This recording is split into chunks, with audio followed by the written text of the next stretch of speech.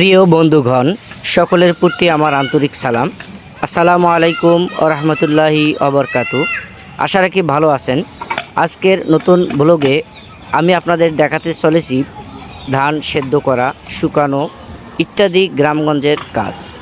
তো ব্লগটি শেষ পর্যন্ত দেখবেন এবং যারা আমাকে এখনও সাপোর্ট করেননি, সাবস্ক্রাইব করেননি, ফলো দেননি, আশা রাখি ফলো দিয়ে পাশেই থাকবেন।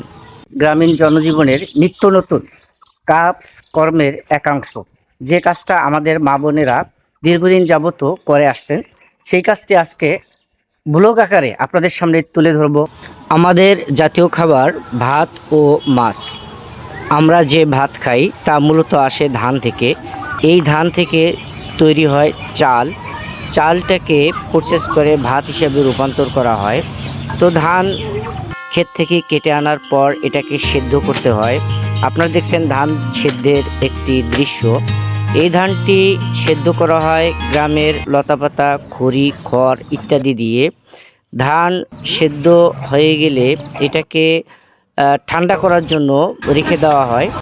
যখন ধানটি ঠান্ডা হয়ে যায় তারপর এটাকে রৌদ্রে প্রচণ্ড হাই প্রেশার তাপমাত্রায় শুকানো হয়।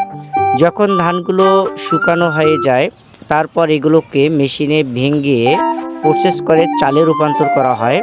চালে রূপান্তর হলে তারপর এটাকে ভাতে রান্না করে প্রসেস করে খাওয়ার উপযোগী করে তোলা হয়। আর এই কাজটা সম্পূর্ণরূপে করে থাকেন আমাদের গ্রামগঞ্জের কিষাণ মা, বাবা, ভাই বোন এবং অনেকেই যারা গ্রামীণ কাজের সাথে সংযুক্ত আছেন তারাই সাধারণত এই কাজটি করেন। আপনারা দেখছেন আমি এখন ধান সেদ্ধ করছি পাতা দিয়ে। এগুলো আছে বাঁশের পাতা, গাছের পাতা এবং খড়কুটা দিয়ে। আর ধান সেদ্ধটা করতেছি বিকালবেলা। এই ধান সেদ্ধ হয়ে গেলে এখন এগুলোকে শুকানোর পালা। দেখছেন আমার এক শ্রদ্ধেয় মামানি ধানে পা দিচ্ছেন।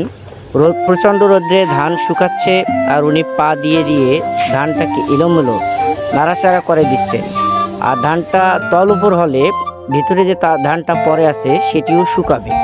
ভালোভাবে শুকালে তারপর এটাকে মেশিনে নিয়ে যেয়ে প্রসেস করে চালে রূপান্তর করা হবে।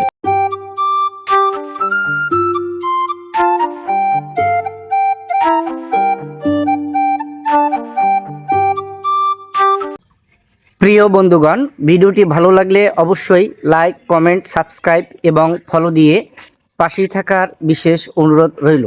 ভালো থাকুন, সুস্থ থাকুন। আজকের ব্লগটি এখানেই শেষ করছি। আল্লাহ হাফেজ।